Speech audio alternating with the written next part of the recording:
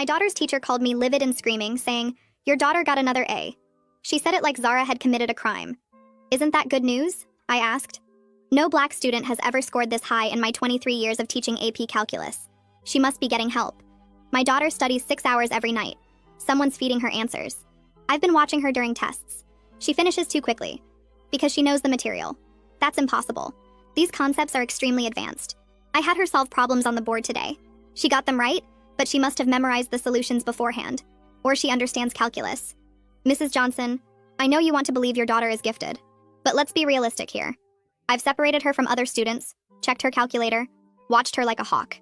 I can't figure out her system yet, but I will. Her system is studying. I've taught hundreds of students. I know when something's not right. She doesn't even ask questions in class. She doesn't need to. Everyone needs help with calculus. The white and Asian students ask questions constantly. Your daughter sits there pretending she understands everything. Maybe she actually understands. Mrs. Holloway sighed like I was a child. I'm going to request she take her next test in the principal's office. Alone, no calculator. Fine. Zara took the test in isolation. Got another A+. Mrs. Holloway called again. She memorized the test somehow. How would she do that? I don't know, but there's no other explanation. I'm changing her to a different test version next time. Do what you need to do. Different test version. A+. Another angry call. I'm recommending she be removed from AP Calculus. For getting perfect scores? For academic dishonesty I can't prove yet. It's disrupting the other students. They're questioning why they can't score as high. Maybe because my daughter's smarter than them. Mrs. Johnson, that's not helpful. I've had parents of other students complaining. They say if Zara's not cheating, then I must be giving her special treatment. So either she's cheating or you're helping her cheat? I would never. But she must be cheating because she's black? I didn't say that.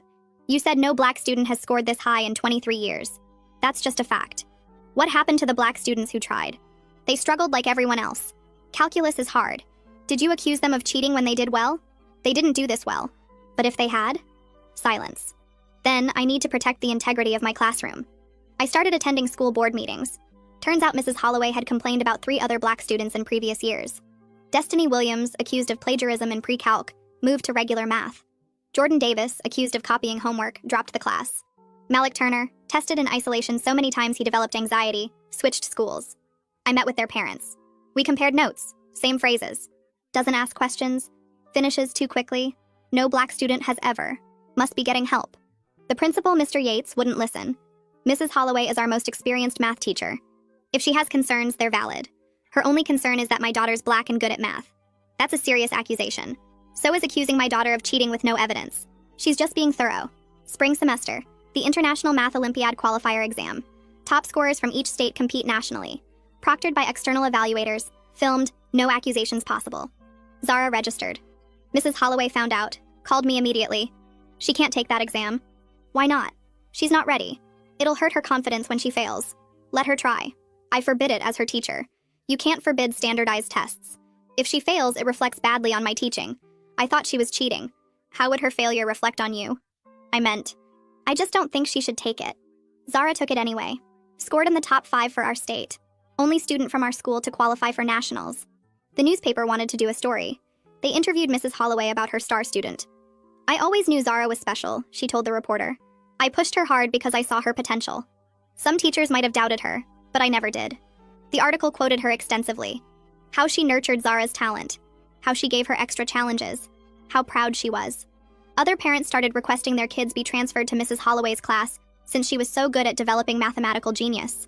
The district superintendent called Mrs. Holloway personally to congratulate her on Zara's success. Mentioned she was being considered for Teacher of the Year. Then I forwarded the superintendent every email Mrs. Holloway had sent me. Every accusation voicemail she left. Every voicemail where she said Zara must be cheating. Every accusation about getting help. Every claim that no black student had ever scored this high. Every insistence that my daughter couldn't possibly understand calculus on her own. The superintendent's office confirmed they got my email within an hour. His assistant called to schedule a meeting for the next morning. I spent that evening organizing printed copies of everything, my hands shaking as I sorted through months of documentation.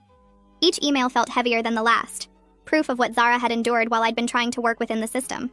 Dr. Pearson's expression changed as he read through the emails at our meeting. Professional interest shifted to visible discomfort. He asked permission to forward everything to the district's compliance officer, explaining this fell under their discrimination investigation protocols. I agreed immediately.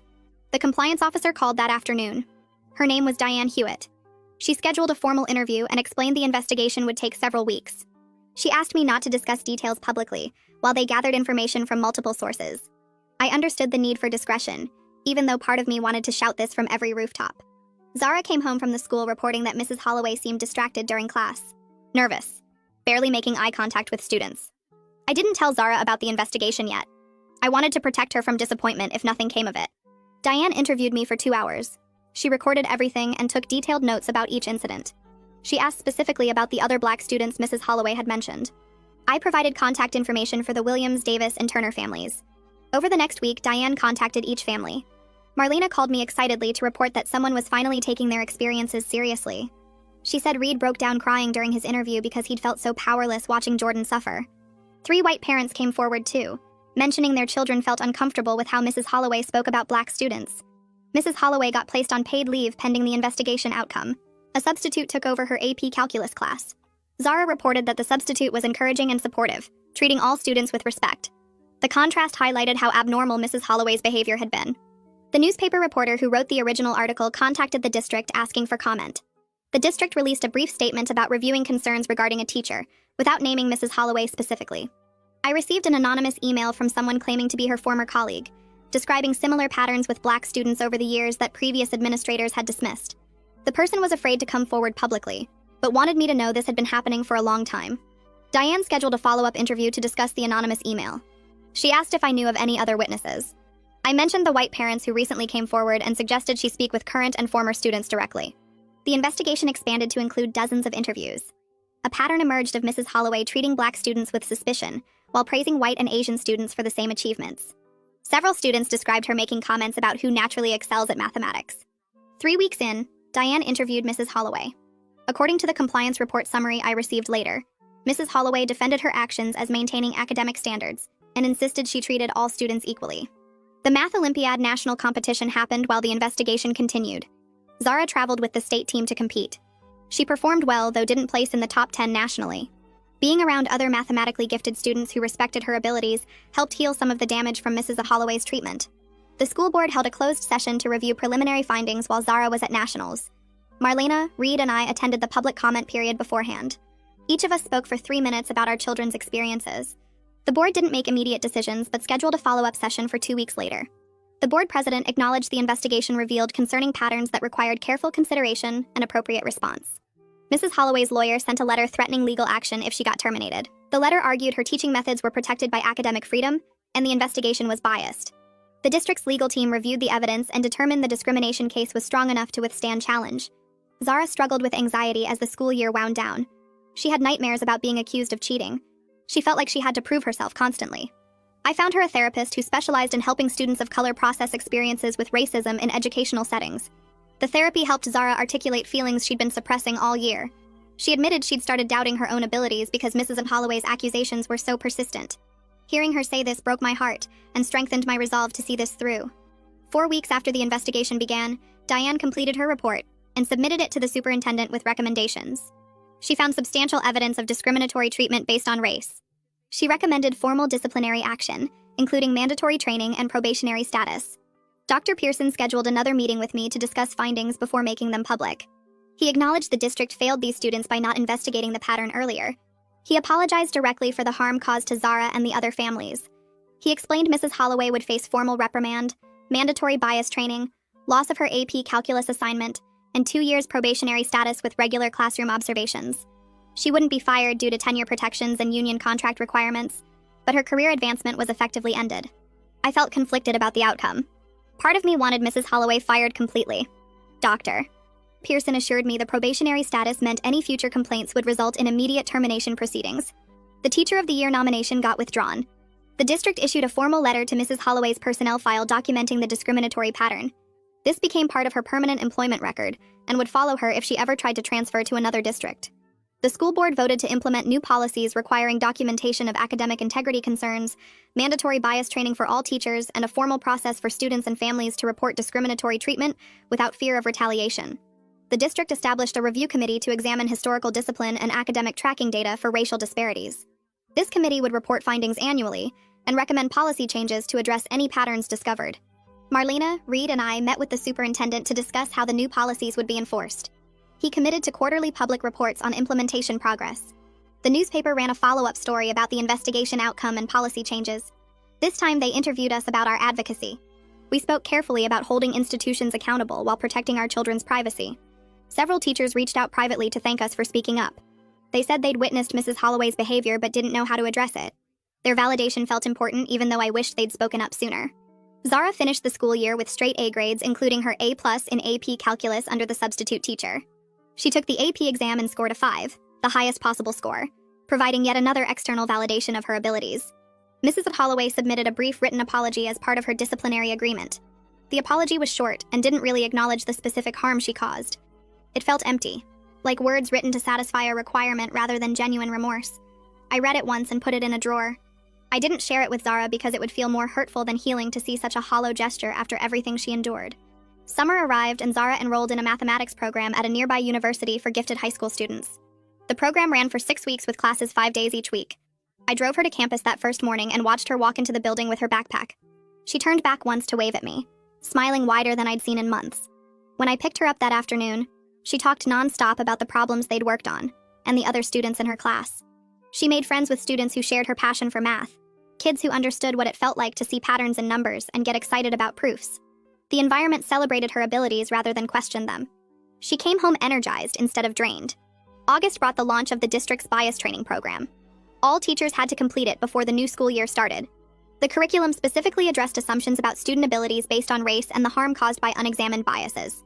The training included case studies that looked familiar, though names were changed. I wondered if teachers recognized the patterns from their own schools. Marlena called me one afternoon in late August. Destiny had decided to return to advanced math classes for her senior year. She felt more confident that the new policies would protect her. Marlena's voice shook with emotion as she told me. This felt like a meaningful victory, even though Destiny had lost 2 years of advanced coursework she could never get back. Reed called a few days later with different news. Jordan chose to stay in regular math and focus on other subjects where he felt more confident. Reed respected that decision. Not every student wants to return to the environment where they were harmed. That's valid too. Jordan found his passion in history and literature instead. He was thriving in those classes. Malik's family decided not to participate beyond their initial interview. They chose to move forward at his new school rather than revisit trauma. I understood their choice even though part of me wished we'd had their voices as part of the public record. Sometimes healing means letting go rather than fighting. Zara's senior year began with a different AP Calculus teacher. Mr. Williams treated her with respect and encouragement from day one. He called on her in class without suspicion. He praised her work without surprise. She was still processing anxiety from the previous year, though. Therapy continued to help her separate Mrs. Holloway's racism from her own worth and abilities. Some days were harder than others. The district's Data Review Committee released its first report in September. The numbers showed significant racial disparities in AP course enrollment and advanced tracking decisions. Black and Latino students were underrepresented in advanced programs, even when they had similar test scores and grades as white and Asian students. The report recommended policy changes to address how students got identified for advanced programs and how academic integrity concerns got documented. The data made visible what families like ours had experienced for years. The district invited me to join their Equity Advisory Committee as a parent representative. The invitation came in an email from Dr. Pearson. The committee met monthly to review policies and make recommendations. I accepted despite the time commitment. The work of changing systems is ongoing and requires sustained attention from people willing to push for accountability. I couldn't fix everything, but I could keep showing up. Mrs. Holloway transferred to teaching regular geometry classes at a different high school in the district. She moved away from advanced students and got regular administrative observations. Some parents at her new school expressed concern when they learned about the investigation. The district maintained they were monitoring her closely. I wondered if close monitoring would be enough, or if she'd find new ways to harm students when people stopped watching. Zara started working on college applications in September, spending weekends at the kitchen table with her laptop open to application portals. She wrote essay after essay about her passion for mathematics, but the words felt incomplete without acknowledging what she'd survived to get here. The first draft avoided mentioning Mrs. Holloway entirely, focusing only on her love of problem-solving and abstract thinking. She showed it to me and asked if it felt honest.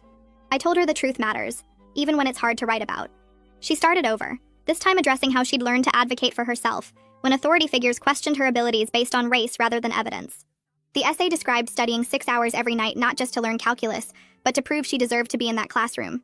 It explained how being accused of cheating taught her that excellence sometimes requires defending yourself against people who refuse to see your worth.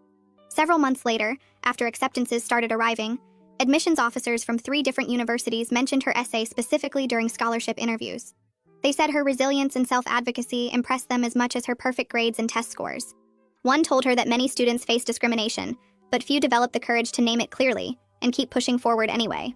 The following spring, our state's Math Olympiad team performed better than expected at the national competition. 2 students placed in the top 20, and the program received increased funding and support from the state education department. Zara volunteered to mentor younger students interested in competition mathematics, meeting with them twice a month to work through practice problems and competition strategies. She told me it felt important to create the supportive environment she wished she'd had from the beginning. The younger students looked up to her, asking questions without fear of being judged or accused. She encouraged them to trust their abilities and speak up when they knew the answer. Watching her help a nervous freshman work through a complex proof, I saw her transform pain into purpose. The mentoring gave her a way to take something harmful and use it to help others avoid similar experiences. 3 months into the new school year, Diane called me on a Tuesday afternoon. The district compliance office had received 2 complaints about Mrs. Holloway from parents at her new school. Both complaints described concerns about how she spoke to students of color in her geometry classes. One parent reported Mrs. Holloway questioning whether their son really understood the material, despite his consistent test scores. Another described Mrs. Holloway expressing surprise that their daughter could explain geometric proofs so clearly. The probationary status meant these complaints triggered immediate investigation, rather than being dismissed or delayed. Diane explained the district was taking the complaints seriously, because the pattern we'd documented was now part of Mrs. Holloway's official record.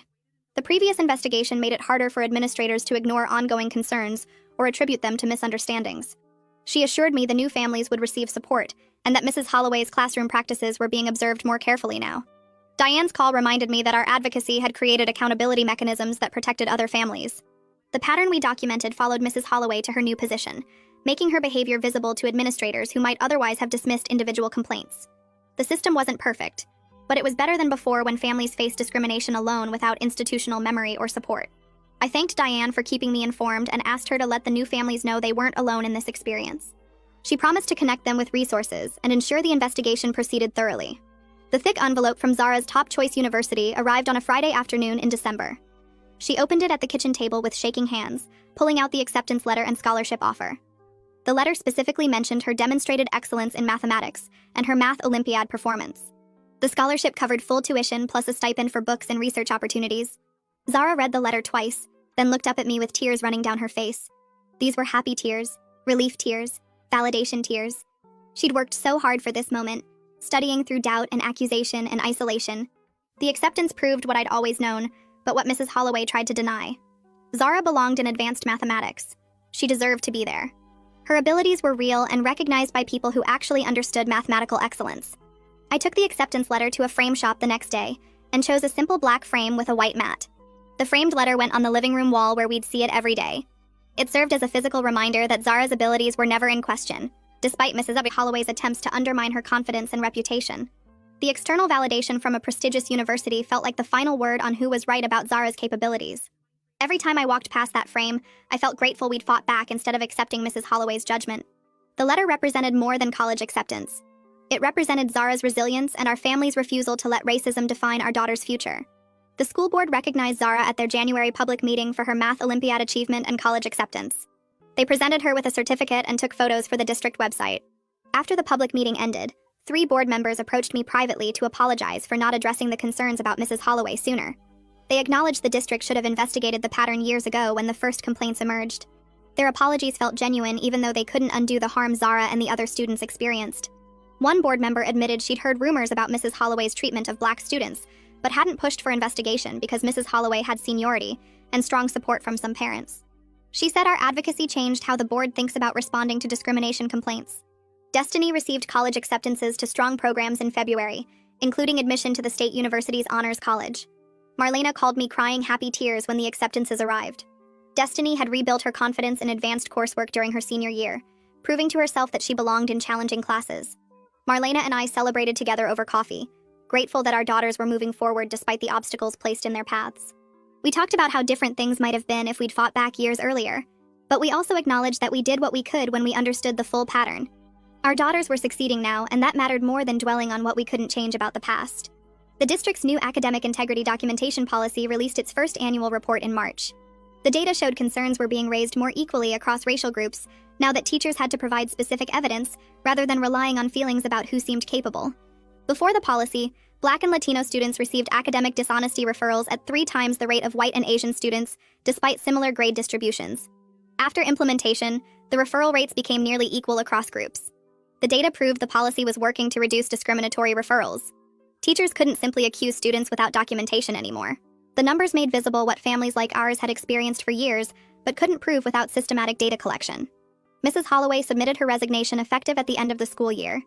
She cited personal reasons in her resignation letter, but everyone involved in the investigations understood she was leaving rather than continue teaching under probationary observation.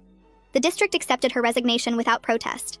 She left teaching entirely instead of trying to transfer to another district where her record would follow her.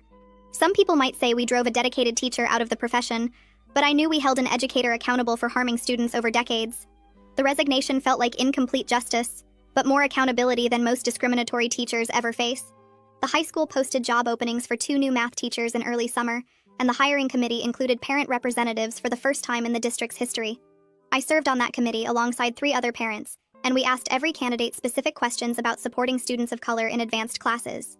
We asked how they'd respond to a high-achieving Black student, what they knew about culturally responsive teaching, whether they'd ever challenge their own biases about who belongs in advanced math. Some candidates gave textbook answers that sounded rehearsed. Others admitted they'd never thought much about race in teaching, which at least felt honest. 2 candidates stood out because they talked about specific training they'd completed and actual classroom experiences where they'd worked to make sure all students felt they belonged. The committee hired both of them. One had taught in a diverse urban district for 7 years and ran a summer math program specifically for underrepresented students. The other had completed a master's degree focused on equity in STEM education and talked passionately about breaking down barriers to advanced coursework. Neither had Mrs. Holloway's decades of experience, but they had something more important. They believed all students could excel at math regardless of race.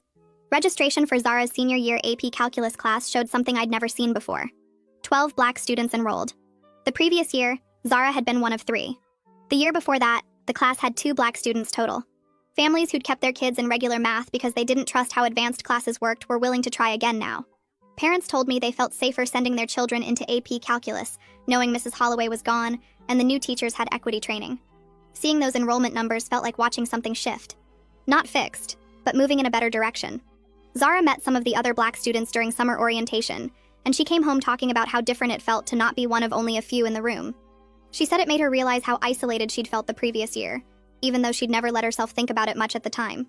The district invited me to speak at a parent meeting about advocacy in September, and I almost said no because public speaking makes me nervous. But Marlena convinced me that other families needed to hear what we'd learned. The meeting room held about 50 parents from schools across the district, and I stood at the front with printed copies of the timeline I'd created tracking Mrs. Holloway's accusations. I told them to document everything in writing, save every email, take notes after every phone call with dates and times, record what was said in meetings if the district allows it. I explained how building the coalition with Destiny's and Jordan's families had made the pattern undeniable in ways a single complaint never could. I emphasized that administrators often dismiss individual concerns, but have a harder time ignoring multiple families telling the same story. I talked about being persistent even when principals and superintendents act like you're overreacting or being difficult. I said the system counts on parents giving up, so refusing to give up is the most powerful thing you can do. Several parents took notes. A few wiped their eyes when I described how long Zara had endured Mrs. Holloway's treatment before we understood the full pattern. After the presentation, parents lined up to talk to me, and what they shared made clear that Mrs. Holloway was just one example of a much bigger problem. A mother from the middle school described her son being tracked out of advanced English despite high test scores, with teachers insisting he'd be more comfortable in regular classes. A father from the elementary school talked about his daughter being disciplined more harshly than white students for the same behavior. A parent from another high school mentioned their child being discouraged from taking AP chemistry because the teacher didn't think they were ready, despite having straight A's in previous science classes. Same patterns, different teachers, different schools, different subjects. The conversations lasted over an hour past the scheduled meeting end time. We exchanged contact information and talked about staying connected to address issues as they came up. I drove home that night understanding that the fight with Mrs. Holloway had been one battle in a war that wouldn't end anytime soon. The work of changing systems required constant attention from people willing to push back against discrimination wherever it appeared. Graduation day arrived in late May with clear skies and temperatures in the 70s. Zara finished as valedictorian with a perfect 4.0 GPA, and the school asked her to give the graduation speech. She spent 2 weeks writing and revising it, and she let me read drafts but made her own decisions about what to include. The final speech talked about perseverance when people doubt you, about proving yourself through excellence, about not letting other people's limited expectations define what you're capable of achieving. She never said Mrs. Holloway's name, but everyone who knew the story understood exactly who she meant when she discussed pushing through situations where teachers questioned whether she belonged in challenging classes. She talked about the importance of having people who believe in you, and she thanked me and her other supporters by name. Her voice stayed steady through the whole speech, strong and clear. When she finished, the audience stood and applauded for almost a minute. I cried watching her up there in her cap and gown, thinking about everything she'd survived to reach that moment. After the ceremony, several of Zara's teachers found her in the crowd to offer congratulations. Her chemistry teacher hugged her and said she'd been an absolute joy to teach. Her English teacher told her the college she was attending was lucky to have her. Her new calculus teacher, one of the ones hired to replace Mrs. Holloway, said Zara had set a standard of excellence that inspired the whole class. The math department chair pulled Zara aside and apologized for not recognizing Mrs. Holloway's pattern sooner, saying the department should have protected students better. Each conversation seemed to help balance out some of the damage from the teacher who'd spent a year trying to tear Zara down. Support from educators who actually believed in her abilities mattered, even if it couldn't erase what Mrs. Holloway had done. Marlena, Reed, and I sat together in the bleachers watching the graduates walk across the stage to receive their diplomas. Destiny walked with her head high, wearing the gold honor cords she'd earned. Jordan walked with a huge smile, waving to his family. Zara walked with quiet confidence, shaking hands with the principal and superintendent who'd eventually listened to our concerns. We talked about how different things might have been if we'd given up, if we'd accepted the district's initial dismissals, if we'd let Mrs. Holloway continue her pattern unchallenged. Our advocacy hadn't fixed everything. The system was still far from where it needed to be, but we'd protected future students from experiencing what our children had endured. We'd created accountability where none existed before. We'd proven that parents working together could force institutions to respond to discrimination they'd rather ignore. That felt like something worth celebrating even while acknowledging how much work remained. The summer before college, Zara got a job as a teaching assistant in a mathematics program for middle school students of color. The program ran for 6 weeks at a community center, focusing on building confidence and skills in students who'd been told they weren't math people. Zara worked with small groups, helping them solve problems and showing them that making mistakes was part of learning. She came home energized most days, talking about breakthroughs students had, or funny things kids said. One evening she told me that helping younger students see themselves as mathematicians felt like taking something painful and transforming it into something with purpose. She said Mrs. Holloway had tried to make her doubt her abilities, but now she could use her experience to help other students avoid that same doubt. She could be the encouraging voice she'd needed during her junior year. In early August, I received a message through social media from Malik Turner's mother. She said Malik was thriving at his new school and had decided to major in computer science in college. He'd rebuilt his confidence in his abilities and was excited about his future in a technical field. She thanked me for pursuing accountability with the district, even though their family had chosen not to participate actively in the investigation. She wrote that it had helped them heal to know someone fought back against Mrs. Holloway, that our advocacy had validated their decision to remove Malik from that toxic situation, that seeing consequences for Mrs. Holloway's actions had given them closure they didn't know they needed. I wrote back thanking her for reaching out and saying I was glad Malik was doing well. Her message reminded me that the impact of holding Mrs. Holloway accountable extended beyond just the families who'd been directly involved in the investigation. The district's Equity Advisory Committee met every month through the fall, and I brought research articles showing how teacher recommendations for gifted programs reflected racial bias more than actual student ability. The committee reviewed data from 3 neighboring districts that had switched to multiple measures for identifying talented students, and the results showed significant increases in Black and Latino enrollment in advanced classes. We drafted a proposal requiring schools to use standardized assessments, student work portfolios, and parent input alongside teacher recommendations. The school board reviewed our proposal in December and voted to implement the new identification process starting the following year. The policy wouldn't help Zara, but it would protect younger students from being overlooked, because teachers couldn't imagine them succeeding. Zara packed boxes in her room while I sat on her bed watching. She folded clothes and sorted through textbooks, deciding what to keep and what to donate. I asked what she'd learned from everything with Holloway. She stopped packing and sat next to me. She said the experience taught her that doing excellent work was the best way to answer people who doubted her, but she also learned she shouldn't have to work twice as hard just to be seen as half as good because of her skin color. She said proving herself over and over got exhausting, and future students shouldn't have to go through what she went through. Her voice stayed steady, but I saw how much the year had cost her. I told her she was right about both things. Excellence mattered, but the system needed to change so Black students didn't face constant suspicion and doubt. I explained that the work of fixing these problems would continue long after she left for college, and progress happened slowly through policy changes and accountability measures. Zara picked up a calculus textbook and ran her fingers over the cover. She said she wanted to come back during college breaks and mentor high school students, especially kids who looked like her and needed to see someone who'd made it through. She wanted to create the supportive environment she wished had existed from the start, where students could focus on learning instead of defending themselves. A thick envelope arrived from the new AP Calculus teacher 6 days before move-in day. I opened it while Zara finished breakfast, and inside was a handwritten letter on the school stationery. The teacher thanked Zara for her leadership in class and her willingness to help other students understand difficult concepts. The letter described how Zara's presence had raised the level of discussion and made the class better for everyone. The teacher wrote that Zara's combination of skill and generosity represented the best of what education could be. Zara read the letter twice, then put it in her college folder with her acceptance materials. The dorm parking lot overflowed with cars and families on move-in day. We carried boxes up 3 flights of stairs while other students and parents did the same. Zara's roommate arrived an hour after we did, and within 10 minutes they were talking about problem sets and proof techniques. The roommate was also studying mathematics and had competed in math competitions throughout high school. They compared favorite theorems and debated different approaches to solving integration problems. Watching Zara excited and confident about her academic future, I felt grateful that Holloway's attempts to crush her spirit had failed.